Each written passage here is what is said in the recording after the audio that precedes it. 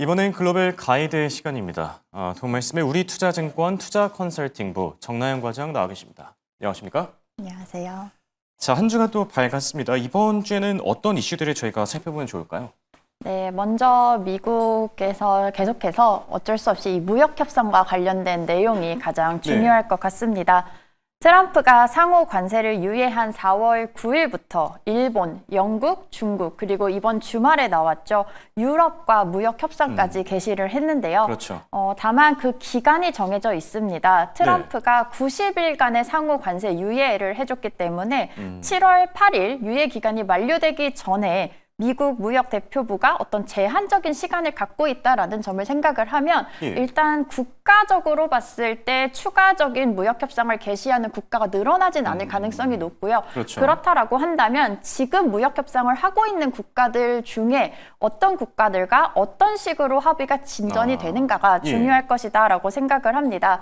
실제로 트럼프도 이제 비슷한 내용을 지난 주말에 좀 발표를 했습니다. 16일 트럼프가 언급한 것이 크게 이제 두 가지가 있습니다. 첫 번째는 향후 2, 3주 내에 미국이 상대국들에 대해서 그들이 미국에서 사업을 하기 위해서 해야 될 것, 제출해야 될 것을 알려주는 서한을 보낼 것이다 라고 하면서 두 번째 덧붙인 말이 하나가 있는데요.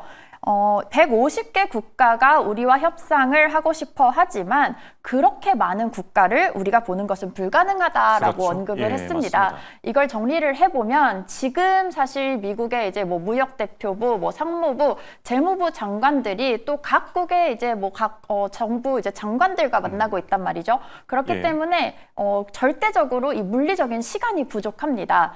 그렇다면 그 외 국가에 대해서 어떻게 할 것인가라고 했을 때 트럼프가 힌트를 줬습니다.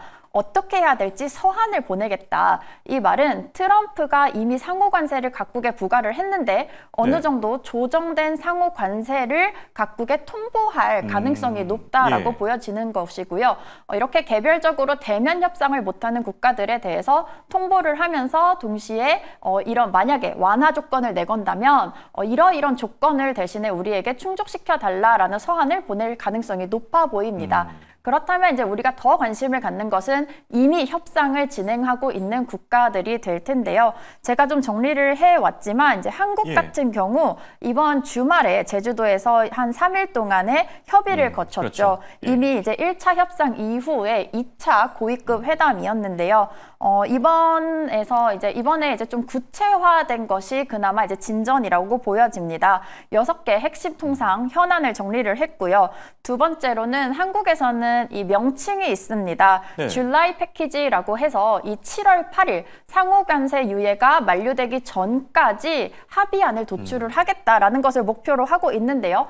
이번에 그것에 도달하기 위한 구체적인 좀 일정들이 나왔습니다. 그렇죠. 우선 이번 주에 당장 한국 대표단이 미국 워싱턴 다시 한번 방문해서 2차 기술 협의를 진행을 할 예정이고요. 또 6월 중에 고위급 회담, 강력급 회의를 통해서 중간 점검을 하고 7월 이전에 어떤 이제 타결을 보겠다라는 것이 지금 한국 정부의 목표입니다.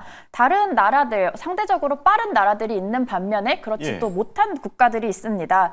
영국 같은 경우는 누구보다 빠르게 미국과 협상을 타결을 했고요. 그렇죠. 하지만 이 상호 관세 전체 관세율이 완화가 된 것이 아니라 개별 품목에 대한 완화에 도달을 했고요. 일본 같은 경우도 사실 가장 빠르게 또 협상을 시작한 나라 중에 그랬었죠. 하나지만 구체적인 진전이 지금까지 맞습니다. 없는 상황입니다. 그 외에는 이제 중국 같은 경우 가장 그 갈등이 높았던 국가이지만 1차 협의를 통해서 상호 관세 상당히 큰 폭으로 완화하는 데 성공을 했고요.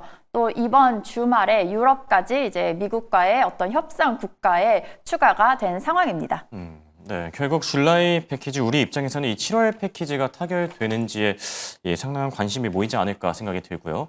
자, 그리고 이번 주에도 증시 일정들이 많이 예정돼 있는데 지난주만큼 빅 이벤트는 없지만 연준위원들의 발언들이 또 많이 있거든요. 글쎄요, 금리 결정과 관련해서 힌트들이 나오게 될지 이번 주 증시 일정도 한번 짚어주실까요?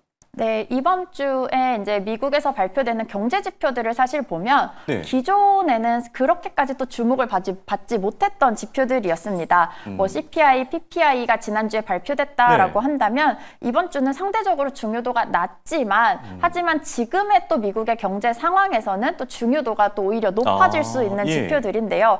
우선 이번 주 주중에 연준 그리고 FOMC 위원들의 발언이 다수 예정이 되어 있습니다.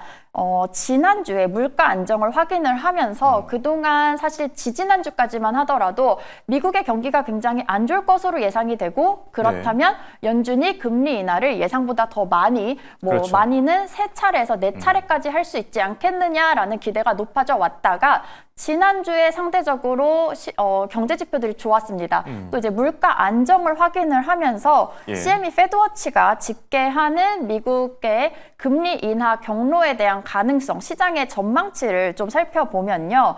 7월까지 기준금리가 현 수준에서 동결될 것이다라는 기대가 일주일 전만 하더라도 40%로 낮았지만 지난 주말 같은 경우는 63.2%로 일주일 만에 23.2%포인트 상승하면서 시장에서는 7월까지 금리가 동결될 것이다라는 그렇네요. 기대가 더 예. 우세한 셈이 된 것이죠. 이렇기 때문에 시장에서는 그렇다면 이번 주 연준 위원들의 발언을 통해서 지난주에 나온 물가 지표에 대해서 또 어떻게 해석을 하고 있고 내부에서는 그러면 기준금리 결정에 대해서 어떤 논의들을 하고 있는지를 좀 힌트를 얻으려고 할 것입니다. 더불어서 오늘 이제 발표 예정인 컨퍼런스 보드의 4월 경기 선행 지수 그리고 5월 22일에는 S&P 글로벌의 5월 PMI 지수 발표 예정이 되어 있는데요. 예. 안타까운 것은 지난 주말이었죠. 미국의 신용 등급이 강등되었습니다. 맞습니다. 예. 네, 또 더불어서 미국의 소비자 심리 지수, 미시간대가 발표하는 소비자 심리 지수가 역대 2번째로 낮게 나왔습니다. 악화됐죠. 이 물가 예. 안정과는 다르게 그렇다면 미국의 경기가 오히려 굉장히 안 좋은 것이 아니냐라는 우려로 그렇죠. 번질 수 있기 때문에 이런 경기에 대한 기대, 낙관을 확인할 수 있는 이 두 지표들의 방향성이 더욱 중요해졌다라고 생각을 합니다. 만약에 이 물가 지표와 궤를 같이 해서 예상보다 양호하게 나온다라고 한다면 시장에서는 금리 인하 기대가 더욱 더 낮아질 그렇겠죠. 것이고요. 반대로 시장의 예상보다 이 지표들이 안 좋게 나온다라고 했을 때는 다시 한번 이 기준금리 인하 기대가 크게 높아질 수 있는 지표다라고 보여집니다. 더불어서 한국 시간 오는 19일에는 중국의 3대 실물 경제 지표 발표가 예정이 되어 있습니다. 네, 알겠습니다. 이번 주 증시 체크 포인트까지 자세하게 짚어주셨고요. 자, 마지막 관전 포인트, 중국 쪽으로 저희가 한번 시선을 돌려볼까 하는데 중국에서는 어떤 이슈들이 나오고 있죠? 네, 제가 앞에서 간단하게 좀 설명을 해드렸지만 예. 오늘 오전입니다. 한 11시를 전후해서 나올 텐데요. 중국의 3대 실물 경제 지표가 예정이 되어 있습니다. 미국과 가장 큰 무역 갈등을 겪고 있는 중국인데요. 미국이 사실 중국을 대상으로 관세적으로 어떤 공격을 할 때는 너희 나라, 중국은 우리나라보다 경제가 조금 안 좋고 너희가 지금 안 좋은 것을 알고 있으니 나는 그때 공격을 그렇죠. 하겠다라는 예. 의도가 담겨 있었습니다. 그런데 예상 외로 지난해 중국이 경기 침체 우려가 굉장히 높았던 것과 비교해서 연말 연초를 시작으로 해서 중국의 경제 지표들이 좀 빠르게 반등하는 모습이 나타나고 있는데요. 실제로 이제 중국의 4월 고정자산 투자 성장률이 발표가 될 예정이고요. 더불어서 산업 생산, 소매 판매 이렇게 3가지 실물 경제 지표가 발표가 될 예정입니다. 예. 예로 이제 고정자산 투자를 살펴보시면 작년 말까지만 하더라도 시장 예상치를 하회를 하면서 계속해서 성장률이 낮아지는 모습이 나타났는데요.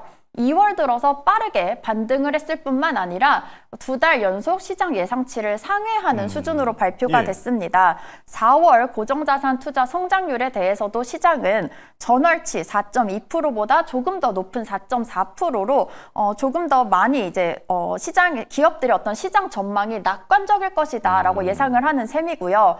반면에 이 시장에서 또 우려하는 것이 있습니다. 예. 4월에는 일시적이지만 트럼프의 고율 관세가 중국에 대해서 적용이 됐던 시기가 포함이 그렇죠. 되어 있습니다. 그렇다라고 한다면 어떤 주문 이런 것들이 네. 어떻게 변화를 했을 것인가가 반영이 될 수 있는데요. 그것에 영향을 많이 받을 수 있는 것이 바로 산업 생산입니다. 네.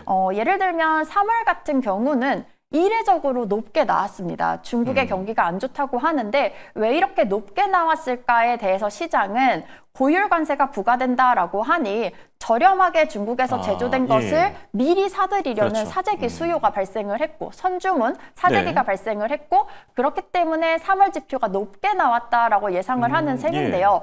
그렇기 때문에 또 이 4월 예상치 같은 경우는 지난달에 7.7%보다는 낮아진 5.7%로 그렇겠죠. 시장에서는 예상을 하고 있고요. 그만큼 3월에 따른 어떤 이제 기고 효과 그리고 이제 관세 피해가 조금 반영될 수 있는 지표가 산업 생산 성장률이라고 생각을 합니다.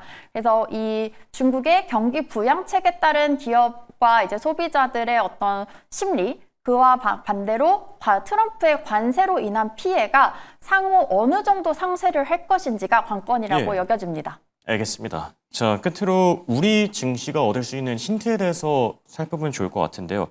자, 주말 사이 이슈들이 많이 나왔었죠. 무디스가 뭐 신용 등급을 강등하기도 했었고, 우리나라 같은 경우에는 뭐 대선 토론도 있었고, 자, 대대외 변수가 상당히 많은 요즘입니다. 어떤 이슈들 좀 보면 좋겠습니까?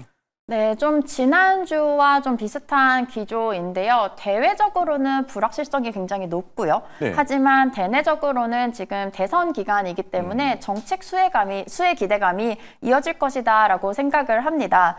지난주에 미국과 중국 간의 관세 협상 재료 반영 이미 했고요. 그다음에 유럽이 관세 협상 국가로 추가가 됐다라는 소식도 주말 동안에 반영이 됐습니다. 하지만 이것을 상쇄할 만큼 미국의 이제 국가 신용 등급이 하락했다라는 또 악재가 터졌는데요. 특히 미국의 어떤 신용 등급이 떨어졌다라는 점은 지난주에 미국 국채 금리가 높아졌던 거 기억하실 겁니다. 그것과 연결을 했을 때 미국 자산의 안전자산으로서의 지위에 대한 의구심이 다시 한번 커지는 계기가 될 것이다라고 생각을 합니다. 미국이 안전자산으로서 지위가 흔들린다라는 점, 그러면서도 적어도 한국보다는 아직은 안전자산으로 생각이 되는 미국의 국채 금리 10년물이 4.5%, 30년물이 5%에 육박하는데요. 이렇게 된다라고 한다면 상대적으로 위험 자산인 한국의 이제 투자 매력이 떨어지는 효과가 있을 것이다라고 생각을 합니다. 그런 점이 이제 대외적으로 우리나라의 이제 악재라고 판단을 하고 있고요.